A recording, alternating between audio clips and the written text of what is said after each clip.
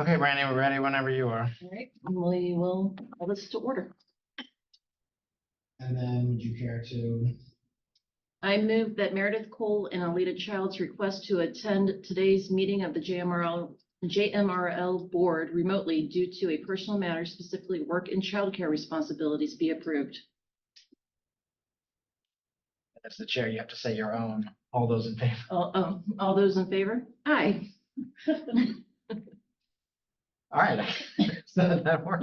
We're on the, yep, I'm the only board person, so That's right, you're the I'm gonna do official. all the motions. First on the agenda is talking about the current pay scale, which I think you're. Yeah, I'll share a few things with the personnel committee. Some of this is not new from last year when we met, because we're still dealing with the findings from the city of Charlottesville's pay study they did, but I can update everyone on the process, what has happened to now and where we are now. So let me do, if you don't mind, Brandy, share screen. And I forgot to mark the page, but 2 years ago, JMRL staff participated in the city's pay study. I'm just looking for L for libraries. GHIJKL. Yeah. Yeah, and this is not a comprehensive response here, but if you can see that, it's kind of Seriously, is there a way to make that a little bit probably. bigger?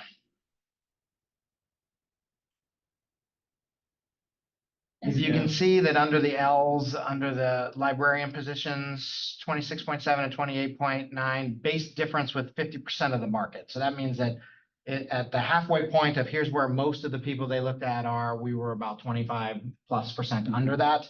And that holds across library specialists. I think that's this one, library supervisor, library support associate. And there are various other JMRL positions that are in there, but that just gives you a snapshot of like, that's the majority of our staff there.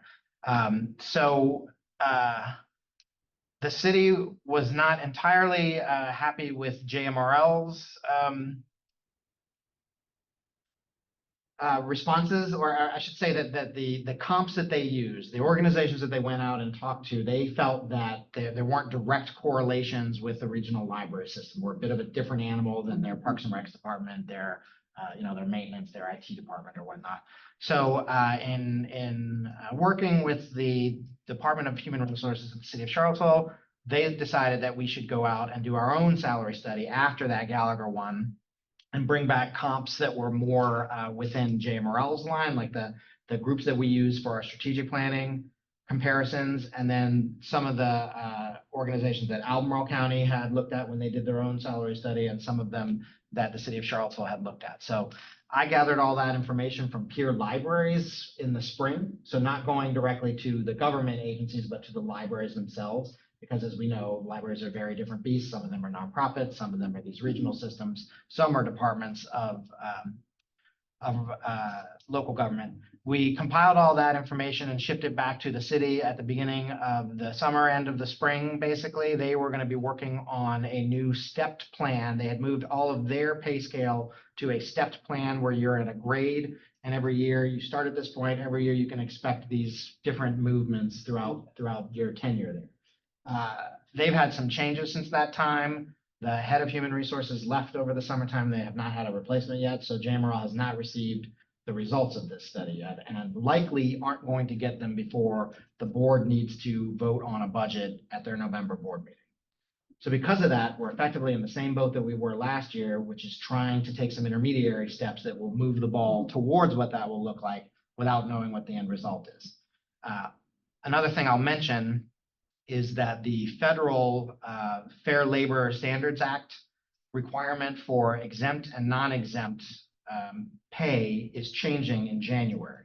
So if you are exempt, that means that you're not eligible to make overtime pay. If you're non-exempt, then you're eligible to make overtime pay. For many, many years, all professional librarians at JMRL were exempt, meaning that they weren't eligible for overtime and they could work more than 40 hours a week. The new threshold starting in January is going to be an annual salary of $58,000 a year. So it's no longer going to be feasible for JMRL to have librarian staff that aren't branch managers and above be exempt. So we're going to have to probably pay for some overtime there as it happens, but also we need to look at our branch managers and make sure that we do something to get them to that point. So that, our starting branch manager salary is 22% off of that 58. Yeah. Huge jump that we need to do. So I will show you our current pay scale, which is made up of four bands and various stages within. This one's also probably too Make it small. bigger, yeah. Band one is what used to be known as the paraprofessional band, and it's the folks that do not have master's degrees in library science, but support the library's mission by these categories here. So stage 1 and 2, we combined 3 years ago when JMRL lifted its minimum wage to $15. And we changed some of the job descriptions a little bit. So what used to be just a shelver is now shelver support. So the person is primarily shelving books in a branch, but they can also help at the front service desk and do circulation and things like that. So everybody starts at 15 there. That's our branch support, circulation support, lab monitors, which is now makerspace support, and maintenance workers. That's band 1, stage 1, starting at $15 an hour, going up to 24 at the max. Currently, no one is close to the max there, I believe, unless they have been here for decades. Stage 3 then is the specialist position. So this is frontline, mostly positions that can do programming and can be responsible for the building or the branch or the department in the absence of a manager. So they can step in and if the manager's not there, they can close the doors and lock up for the day or make decisions. So we've got folks in these departments, in the acquisitions department, bookmobile, branch specialist, children's specialist, collection specialist, reference specialist, technical services. They're starting at $16.45. So right now, when we're putting positions out to hire, if it's a band 1 and stage 1, we're putting out $15 as the starting salary. For this band and stage, it's $16.45. The next stage up is the supervising paraprofessionals. So there's 2 of those positions. They're circulation supervising. We have one at Crozet and one at Northside, and then reference supervising specialists. We have one of those at the Central Library. They start at $18.07. The next band up is the professional stage. So generally folks with a master's degree in library science, but not all of them, but that's the kind of ballpark area there. The first group there, stage 1, are the public communications specialist, technical support specialist, and the internet specialist, which is someone who works on the Mont Ave website and in the Makerspace lab. Those start at $19.04. Then we've got entry-level librarians. It's $20.03 is the beginning pay. The supervising librarians there, it's $21.03. The next phase up is our branch managers. They start at $23.19, so the year's salary there is $48,235. So I mentioned that 58, it's $10,000 off, but the requirement's going to be. The next stage up from that is the large branch manager and the regional managers. And then after that, you get to the administrative level, which is fairly small. It's the assistant to the library director, business manager, collection and technology manager, assistant library director, and myself. So that's where we're starting right now. I mentioned the upcoming changes to the Fair Labor Standards Act, FLSA. That changed once over the summer, and our branch managers were all at the correct threshold, but there's another jump coming in January, as long as that holds. So as I mentioned, used to be all professional librarians. Now, currently, it's just branch managers and above for the most part on that pay scale. So this is where we're starting hiring at this minimum level here for all of these, and we're running into issues in hiring. I'll stop sharing there so we can chat. Where we are not competitive in the market around the region. Recently, we had to downgrade a supervising reference librarian position for the Central Library because we couldn't find somebody at that pay scale. Basically, we had to make it just a reference librarian. So we were looking to add more responsibilities, and we couldn't find somebody to come in at the pay we could offer.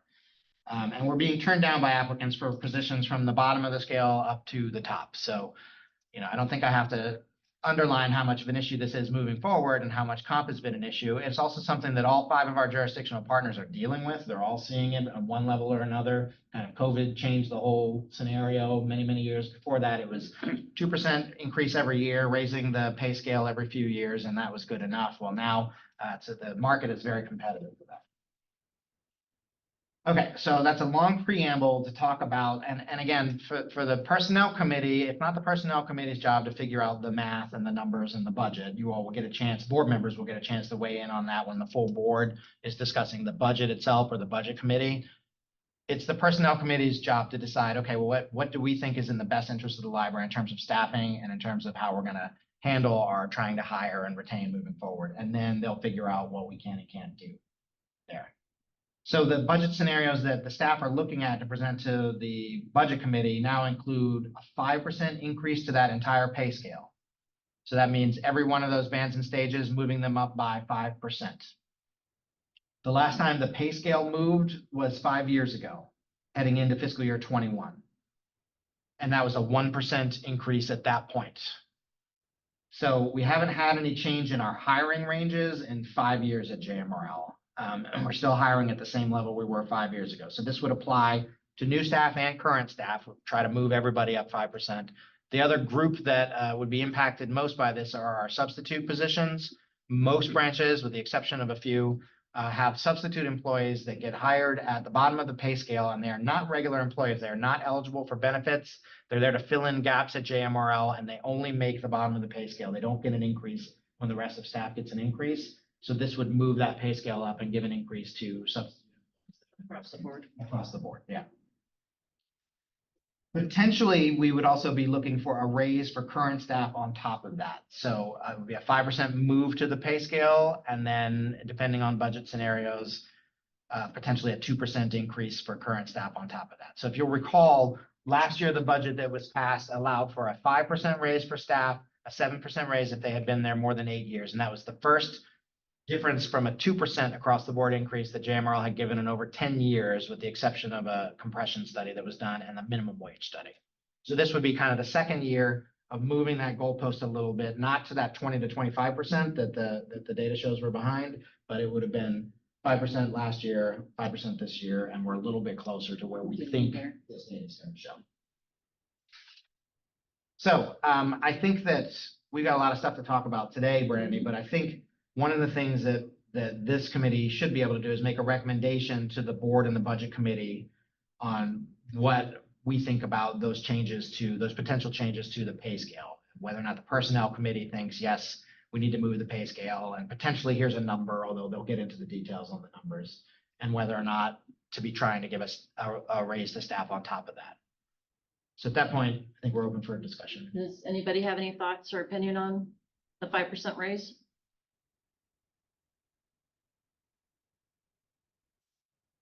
So to be clear, we're talking about a 5% increase across the board on the pay scale, and then potentially a raise on top of that for existing staff, depending on what the budget can support. How much are we going to be asking then of, you know, the counties and stuff of how much of a boost is that to the? That in and of itself is about a $300,000 increase across the board. So that's a very large chunk just to accomplish that step. And that would get broken down. Effectively, it's not exact, but effectively it's in the same breakdown as the regional cost. So Albemarle is the bulk of that. Yeah. And then it would be, I don't have the percentages, but then Charlottesville, then Louisa, then Nelson, then Greene, something in that range. Right. And then it's the understanding that it goes forward as all, you know, only getting more because, you know, it's not just a one-time payout or something. So, but I mean, I guess you would start having those conversations early about the budget.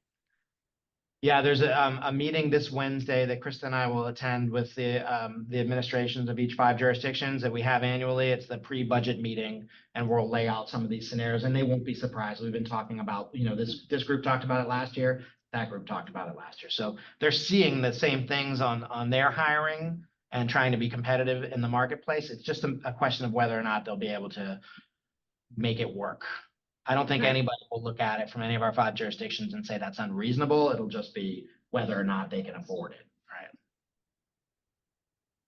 right? It sounds very reasonable to me. In fact, I mean, I wish we could do more because clearly there's a bigger problem and, you know, it's not cheap to live in Charlottesville. So I could see why people moving here are saying, well, you know, could live somewhere maybe cheaper and get a bigger salary too. And that used to be a Charlottesville argument, but it is becoming more and more an argument across the region where cost of living is rising in not just in the middle of Charlottesville. Paper gas and Louisville. Right. Okay, well, if you want to kind of put a pin in that one, Brandy, we can move on to the next item on the agenda and then draft a recommendation at the end. Okay. So that's the gloom and doom backdrop for the discussion of the requests that managers have put in for additions, added hours to positions. These are in no order, okay? So they have not been previously prioritized. I'm going to number them just so we know how many there are, but that's not, there's no value statement there. It's just so we know.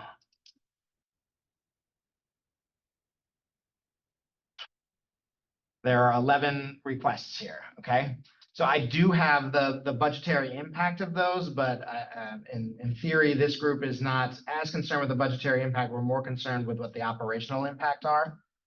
So you'll see the ones with purple after them. There are 3 requests there that were on last year's list of requests and were not funded.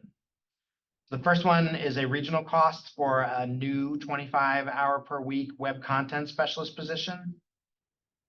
That was discussed last year as well.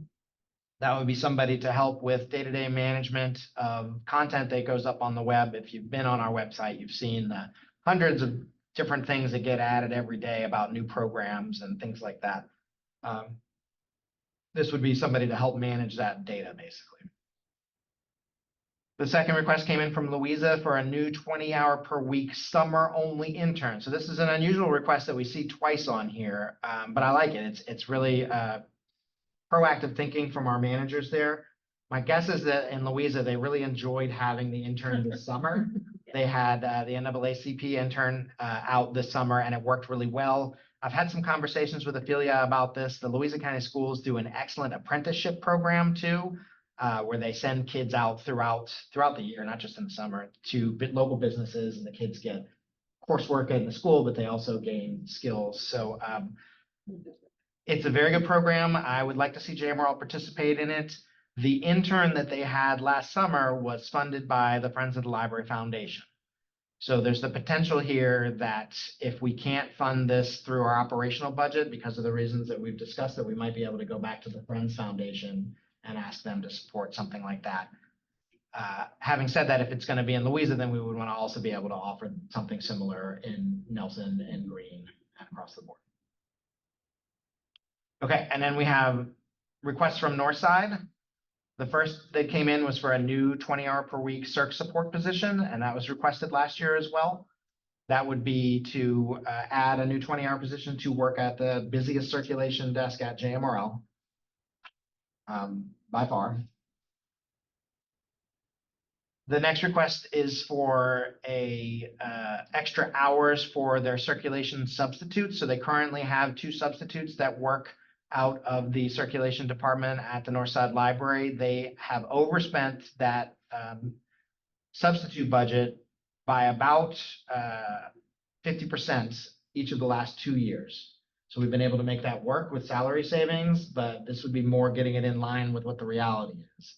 You know, they need people working, and I mentioned to the full board last week how busy the summer was at Northside and what a strain it was. It was the incoming material mostly, the returns coming through. So I deeply feel this request and the one before it, and would like to see us try to work something out if possible. The next request was for a 20-hour summer-only shelver at Northside. So that's something to consider because the shelver support can also not do time, that's not the correct way to put it, spend time at the circulation desk helping out there. The next request from Northside is for a 20-hour per week children's room youth specialist. followed by a request for a 20-hour per week young adult room youth specialist. So each of those are part-time positions, one focusing on kids kind of 0 through 12 years old, and one focusing on 12 through 18 in the two separate areas. Is this because this position, there's nobody in that? No, these are right now, or are these going to be? Okay. These are all new. So everything that, yeah, that's a great question. There's nothing in here that currently exists. They're all brand new requests or the second year of a request. Okay, number 8 there, again, not in any particular order, just in the order they were received, is from the Scottsville branch for a new 20-hour per week branch support position. Also, in my mind, this is a priority if the personnel committee would consider it. The Scottsville Library is open more hours than most of the other small branches. And is getting by and doing that for many years with substitute positions. We have had success in the last 10 years in rolling some of those substitute positions and turning them into part-time positions, but they're still struggling to keep up, not just with the volume of material, but bodies in there to keep the door open. And our goal, remember, is never to have one person alone running a branch, and we're trying to avoid that. So the issue really here is when somebody is ill, when somebody has to be out, not having enough support there. So the request that came in actually is number 8 and number 10 here. Came in as two separate options. The preference, of course, is to get a 20-hour per week scheduled position where you can count on that person being here these hours, these days. But it was quickly followed up by number 10 there saying, well, if we can't do that, can we increase our substitute pool, kind of? That's number 10, in order to either hire a third substitute, I think it would be the third one, or to add more hours for the current substitute so they could help us fill in some of the gaps. So those two are a little bit of either or. The branch manager's not requesting both of those. They're saying, hey, I need help. If we can't do the first one, can we consider the second? The last two from Northside were for more substitute hours in the reference department, one for a specialist position, the other for a librarian position. We already covered number 10. So the last one is for 200 additional hours in the children's room as a substitute at the central library. So the reason that you see so many substitute hours here and the reason that JMRL has relied on them heavily in the years past, as I mentioned before, they are not regular employees at JMRL, so they are not eligible for benefits. They don't get the same quality of training that our staff do. They don't get leave that our regular staff do. So it's kind of a short-term solution in my mind. They are cheaper to add because they don't come with those benefits costs. But then you have to weigh, how reliable they're going to be. A substitute can say, no, I can't come in that day, whereas a regular employee you can. So, David, I had a question. How Please. How hard is it to hire substitutes? I know we're having trouble hiring regular staff. Is it harder to hire or less hard to hire? That's a good question, Tony. I think it has been about the same. We tend to see a fair amount of interest in the substitute positions because there is that flexibility of schedule. So we see more people interested in that might be working another position or have other commitments that they couldn't commit to a 20-hour or 40-hour position. So hiring them, I would say it's about the same at this point. Krista, you've been on some hiring committees for substitutes recently. Yeah, for a lot of them too, it's a way to get their foot in the door. Sometimes substitutes then, we have a substitute from Central Circ that's now a regular employee full-time at Green. So sometimes they'll sub for a while until their life changes or their needs change, and they might go into a regular position. That's another thing that can happen sometimes. We do have some that are partially retired. So this is a bit of a supplemental income for them. They don't depend solely on this because you couldn't depend solely on this income and live in anywhere. Sure. Right. I think I don't have any data to back it up, Tony, but my kind of my sense of it is that it's about the same levels of difficulty. Got it. Okay. Thank you, David. Thanks, Krista. So all of these are legitimate needs. There's nobody here requesting something that would not be very useful for them and in the long run wouldn't help to provide the best service to the public that's using our libraries. Having said that, I don't think that the library board is going to be able to add all of these. Not with the other costs we're looking at. The total cost of these 11 things is somewhere in that same ballpark. I did some, again, this is not the personnel committee's job to have to do, but the total budgetary impact of these positions is $212,000.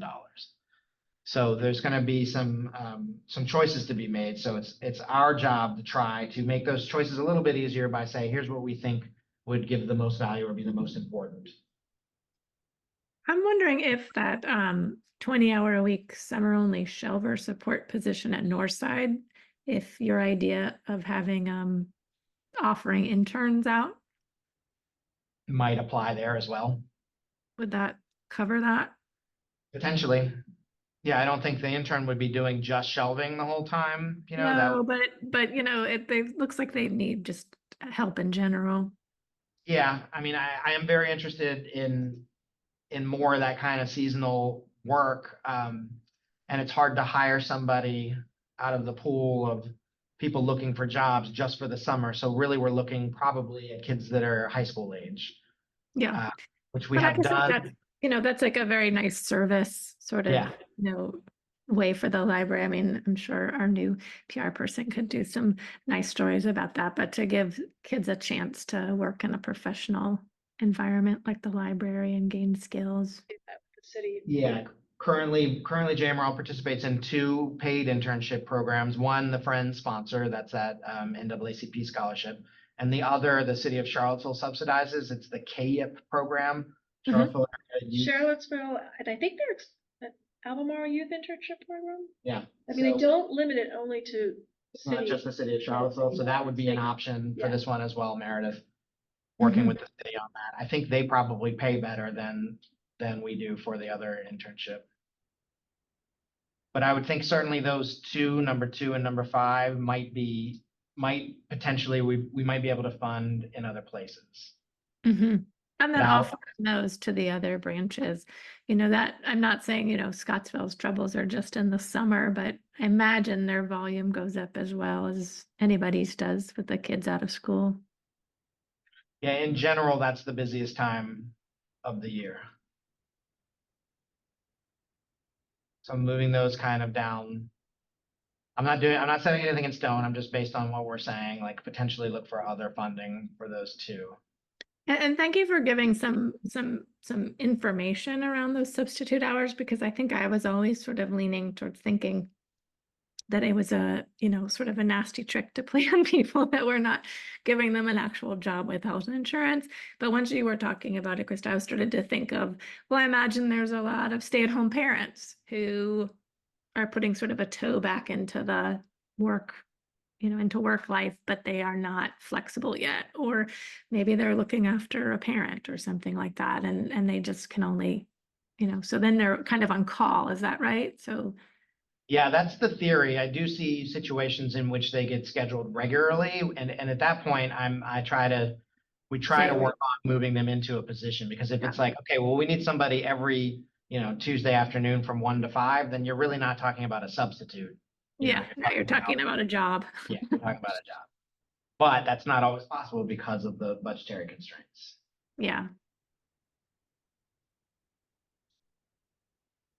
No requests this year from Nelson, Green, Gordon, Crozet. Bookmobile, we kind of have on permanent hold because some things would need to change. Probably we would need a second vehicle, and we would need Greene County to be paying it as well. But at some point, we're probably going to need support for them, but it's not on this cycle right now. Well, I mean, I think most everything that's left, except for the, you know, the digital branch, is really whether or not Albemarle and Charlottesville have the stomach for paying out more. What I Right? always tell managers about requesting new positions too is often they think about it as a JMRL only thing, but when we're taking it to our funding partners, we're competing with their other departments as well. So when I go to Louisa and say we need a new list, well, so is the fire department, so is their IT department, so is their HR department. So they have to look at it not about just what JMRL needs, but about what their entire organization is. So frequently, it's more difficult to add new. You say we're starting from scratch, Mhm. and it gets into a pool. I think where in minds of our funding partners, it it's competing a little bit. They're looking at it as new services. So sometimes I hear, well, and if we add this new thing, what new service are we gonna get for it? I'm just throwing that out there as these are the conversations that happen. So in the last few years, when we added new bookmobile service to Louisa and Nelson, it's easy to say, okay, we want to add these hours to these employees. This is what you're getting for it, right? It's a little harder to make that argument on volume. We can certainly do it, and the numbers, especially at Northside, back that up. But we're not adding any more But services. you're not getting something new for it, so sometimes that's the tenor of the conversation. David, we haven't heard anything more from Ann Malik about Northside Sunday hours, have we? I haven't had any discussions up to date with anybody from Albemarle County about additional hours for next year now. Okay, good. Let's just let that sleeping dog lie. Thank you. These new hours, are they to go to the current people in those positions or what? New hires, new employees.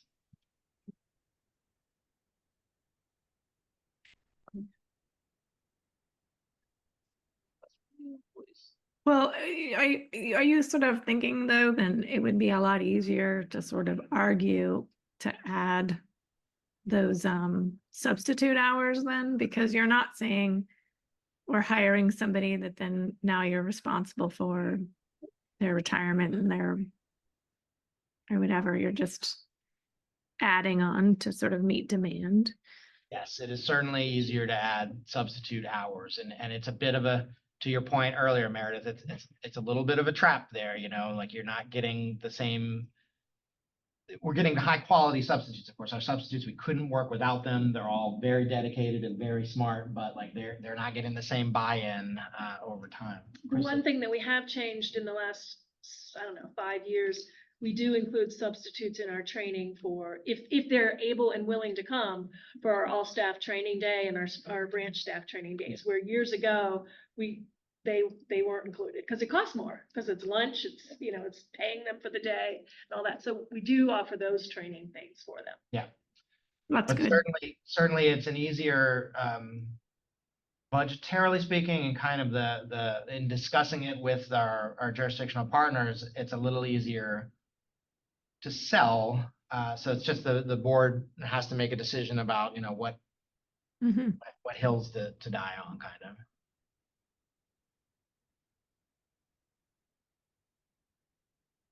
I just wanted You're on this committee.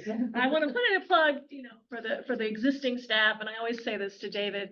To me, our highest priority should be keeping the staff that we have and being able to recruit staff. So that really ties to the first two things that we talked about, which was the pay scale and the raises. Because if we can't keep our existing staff and pay them at the rate that's gonna, keep them with us, why are we hiring more people that we can't afford to pay a market rate? So that's my personal opinion. And speaking on behalf of our existing staff, if I had to choose, I'd rather pay our existing staff more, but yeah. That is also my priority. And it's one of the, when we've been asked about adding hours and services, it's one of the things that I've said to our funding partners. We have to be careful about adding a bunch of things at this low pay rate and then not being able to afford it 2 to 3 years from now. So Sustainability. we're a little bit gathering our trying to shepherd our own resources right now. But I agree also, it would be my top priority, the number one thing up there, which says top priority. Yeah.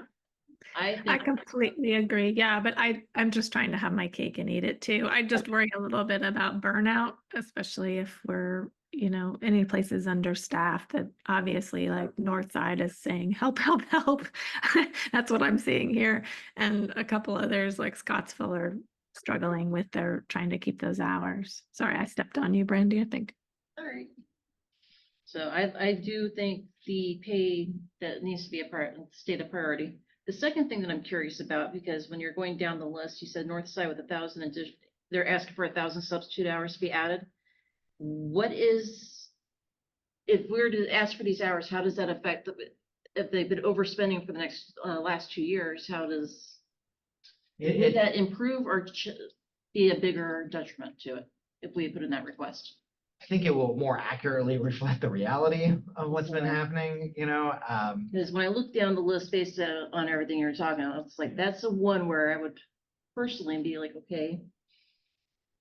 If we're paying more, like if this was the overspent, if it, well, you said that it's not an overtime, so it's not a time and a half, but.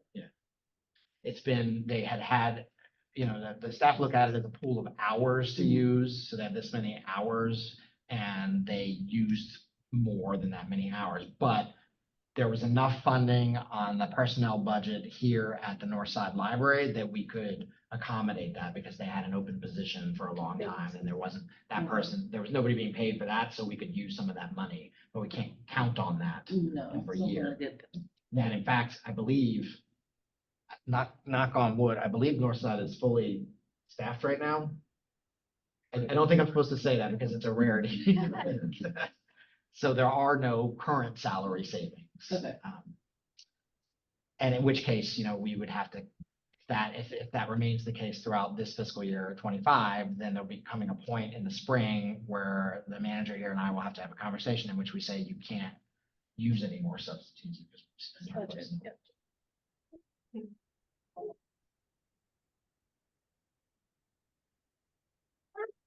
Lita, how's it going in there?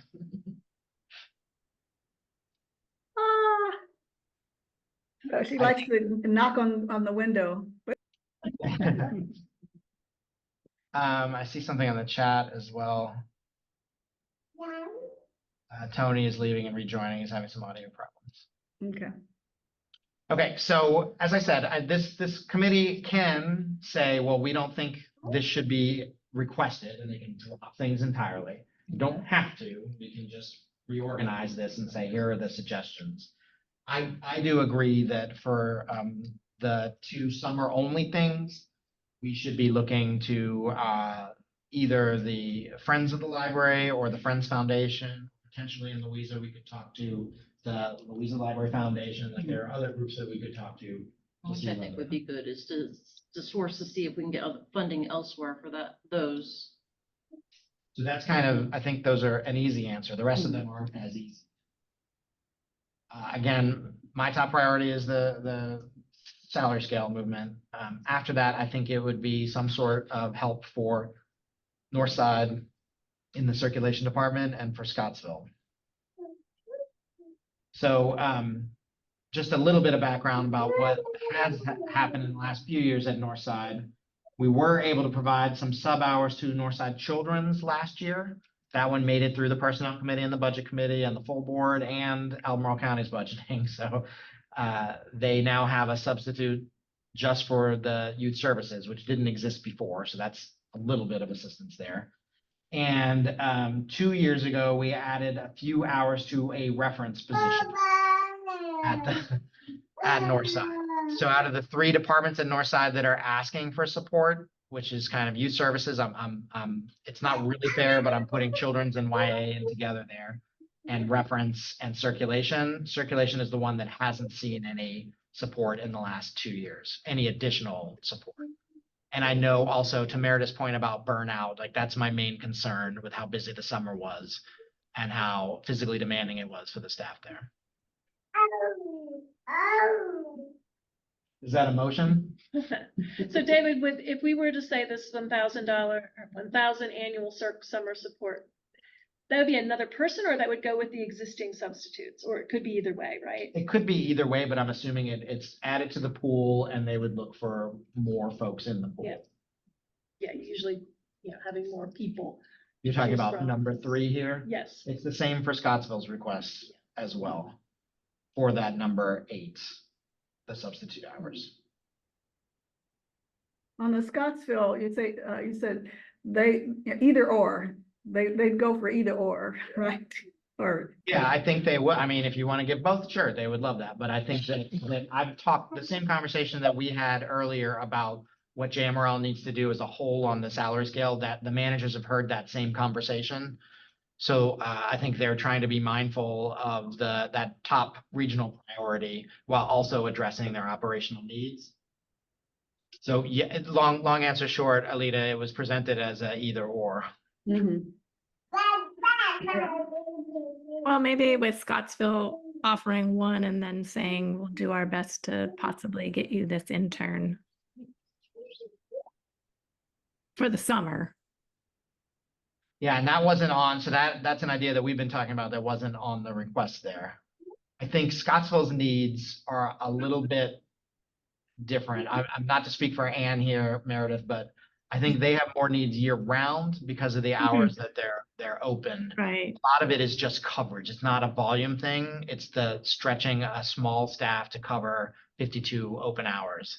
Yeah, and I was gonna say, most of the managers here, when they put in their requests, and I think even Sierra can speak to this, like, there are times when we've had to send other staff. Sierra has gone down to Scottsville so that there's 2 people there. So they Right. keep track of how often they need to request help from other departments at Central or other branches to get their That's- bodies in the building. That's a great point, Kristen, and it also points that in the since we started our cross-training program 3 years Oh, ago, JMRL has, I think, done a better job of reallocating what we do have, like sending people when we can, more than we used to be able to do that. But that's also, borrowing from Peter to pay Yes, Paul, basically, right. right? Mhm. The whole Yeah. summer. Right. But we can absorb the holes sometimes in a bigger branch that a smaller branch, they just can't be open if they don't have bodies in the building. Where at Central, if we send someone from Central to Scottsville, it allows that branch to stay open. Mhm. On substitute hours, is it that if it's not used at the end of the year, it's not lost, the money's still there for?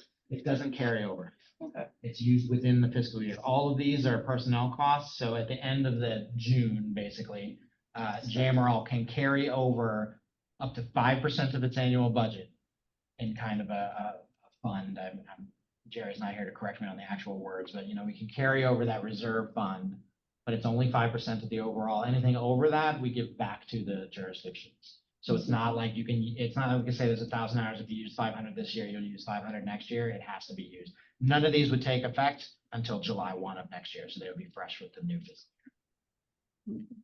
I would think instead of looking at any new positions, because I just did the calculations for looking at Scottsville specifically, a 20-hour per week position, it's over 1,000 Yeah, a it's year 1,000 plus. versus the 780 The 780, yeah. substitute hours that they're asking for. Yes, it's more Is that- hours. Mhm. So I'm hearing a general consensus, or I'm speaking into existence, a general consensus that the positions supporting directly Northside Circulation and Scottsville are the ones that we would consider to be, again, all of these are important. The IT one is important. We'll look for, it's the type of situation where if that doesn't happen, it'll be year 2 of it not going through, and we'll try to rearrange some things and shift some responsibilities, but you're always falling behind a little bit. And right now, Sarah Elizabeth is managing, just So is effectively it one person doing that one right now? person. One person doing it right now. She gets support from Kayla, who's our supervisor, but it's just a one-person thing. Yeah. And we could go down the line here. This is true everywhere, Central Children's, they've only got access to 2 substitutes and they run the second busiest children's department. So for staff listening, these are all very important. Doesn't want to have to cut the baby in Yeah, half. but we're gonna have to come up with some sort of realignment here. But I think the story is, David, what you said earlier is that we are really trying to correct the salaries. Story is at the top, and this is Mhm. year 2 of what's gonna be a multi-year approach for that. And that in and of itself is gonna make this a more difficult budget year than the past few because of the large increase we'll be seeking there. So there's no guarantee that the way that I laid that out at 5% and potentially 2%, there's no guarantee that 2%. it could be 2% across the board. It could be, somewhere in between. But I do appreciate the personnel committee saying that that's a priority, and I think the full board would agree. It was number 1, I think, on the list of their board budget priorities that were set last month. Right. All right, so let's start moving some stuff around. What's the top priority? Okay, support. Did you say something? I would say the north side of the 1,000 annual hours, because they're already using that. If we can get that Yeah. worked into permanent, that'll be good. And should make it more realistic. I think I agree with that. The second one, I would say might be to look at the Scottsville with their support substitute hours versus a new position.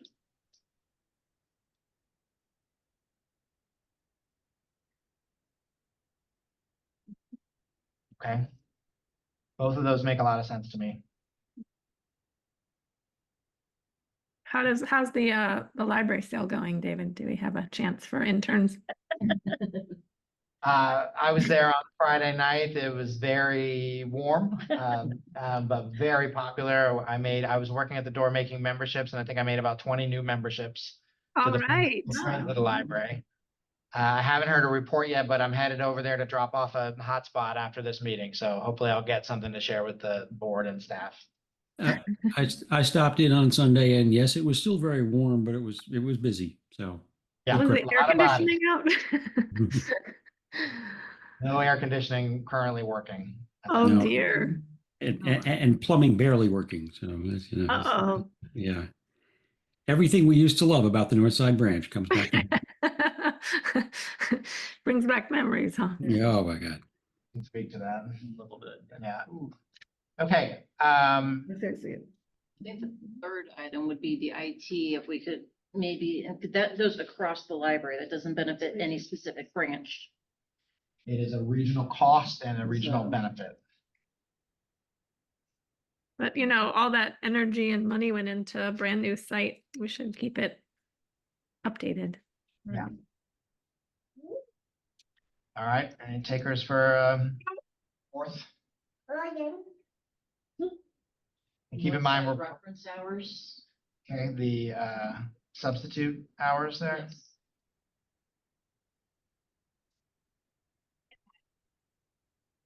Oops. Keep in mind that the last two were let me move those down a little bit. We're kind of putting a pin in those for potential outside funding. So that means, oops, we're looking for number 5.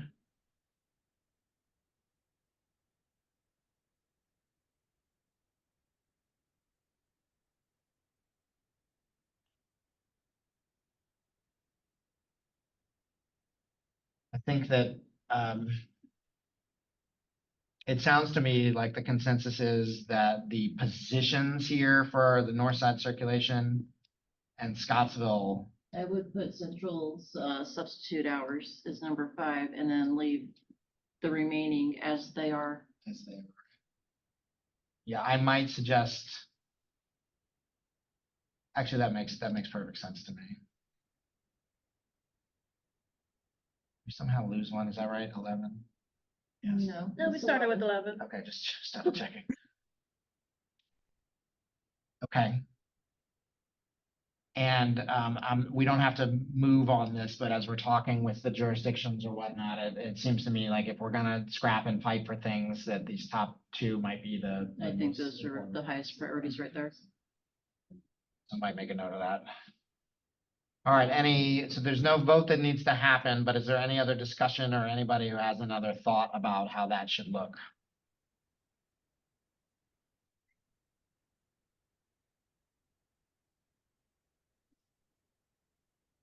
Okay. So, does that mean that there's a consensus that Brandy can present these in this order to the board for the budget committee? Chris, thoughts? I had a question about the central. Yeah, I had a phone call that came in, so I wasn't sure that anybody said anything about the Central Children's youth specialist, 200 hours, or it's not down at the bottom, is it? No, that- we moved it And to I- the middle. Moved up to number 5. I can add that the manager that requested this and the department frequently, we're keeping track of how many hours, for instance, that, like, I'm working in I'm working in Central Children's this Sunday. I'm the Central Children's staff. We're like, how many times they've had to ask for coverage from Mhm. other departments in order to have the children's desk covered. So frequently Brittany from Circulation helps at Central Children's. Sometimes Heather from Young Adult helps in Central Children's. Sometimes the reference subs help at Central Children's. So, you know, that definitely comes from a data perspective where Megan has been keeping track of how many times they've had to get help from other departments. And I also know that part of that was because one of the two substitutes that they relied on was not available for a long period of Right. time, so they were down. It wasn't a Right, matter was of how out for many hours they surgery, had yes. available, it was somebody wasn't Yeah. available. And again, as we talked about before, a lot of the subs have another job, so their availability may be limited based on if they have another job or not. So that comes into play sometimes. So another option, another person sometimes helps. with Yeah, having another, flexibility. another person to call. That has been one of my strategies over the last few years, where it used to be, you have to hire a person, so we As opposed to Okay, a that doesn't dog sound or right, but, a robot. We get AI to do this, so. AI does it, right. You have to advertise and hire one person at a time. You can't just say, in the old days, you could have a pool of people that were kind of on the, hanging around on the payroll that you could call in. Like the But, schools, but yeah. now, like the schools do in the morning, they might have 100 people and they can call. Now you have to have one person for each position. But one of my strategies has been to hire more people for the pool so that there's more flexibility there. So when somebody's not available, so that 200 hours there, Alita, might help with that. If somebody's not going to apply for and get a job, if it's only going to be like you work 1 hour a month, so that gives them an incentive to still stay in the know and keep their skills up to date and be available if there's a problem with one of the other substitutes. But yeah, that was, Brandy had suggested that move up. Was that your question? Yeah, I had that call and I was missing out on some stuff here. Okay. Okay. All right, I think if there are no other questions about that, then the recommendation that, and Brandy, you and I can work on kind of like how, it doesn't have to be a motion either. The board's not going to vote on it. It's just passing along the recommendation, but it's effectively going to be to support that top priority, which is moving the salary. yeah, and I think we can put some numbers to that just to say here's what we looked at. Okay. And then here's the prioritized order of requests. Here are two at the bottom that we're going to seek outside funding for. Sounds good. That sound good? That's under an hour. Oh, wow. We're Not bad. Any other, and I did mention already, yeah, so that there might have to be some mid-year movement because of that Fair Labor Standards Act. So there might be some things that need to happen halfway through this year on a budgetary standpoint that will also be reflected in next year's budget. But it's nobody changing, like this committee would be the first to come to if there was like a major change in reclassifying a position, or when we get that data from the city, this committee will reconvene and look at it and see if it makes sense. But we don't have that now. Is there anything else, or as a standing board member, do I get to make a motion to Go for it. close? I make the motion that we are adjourned. All in favor? Aye. Hi, yeah. Thank you all.